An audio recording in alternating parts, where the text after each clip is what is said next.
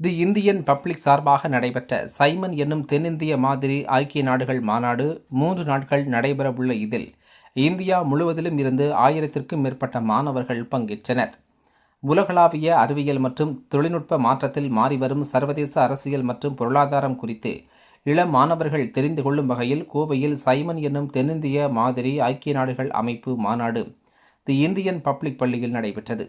தேசிய அளவில் 3 நாடுகள் நடைபெறவுள்ள இதற்கான துவக்க விழா தி இந்தியன் பப்ளிக் பள்ளி வளாகத்தில் நடைபெற்றது.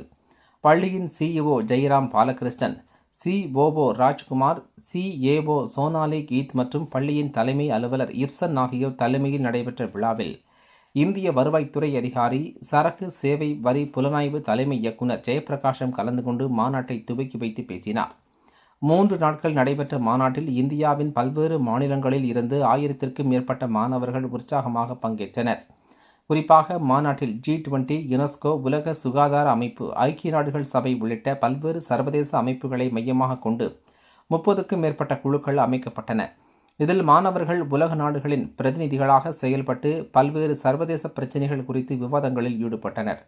ஒவ்வொரு குழுவிலும் மாணவர்கள் முக்கியமான உலக பிரச்சினைகளை எடுத்துக்கொண்டு தங்களின் பேச்சுத்திறன், ஆராய்ச்சி மற்றும் கருத்துக்களை முன்வைக்கும் திறன்களை வெளிப்படுத்தினர். மாணவர்களின் அறிவுத்திறன் மற்றும் உலகளாவிய பார்வையை விரிவுபடுத்தும் வகையில் நடைபெற்ற சைமன் மாநாடு கல்வி கற்பித்தலில் புதிய நிகழ்வாக அமைந்தது குறிப்பிடத்தக்கது.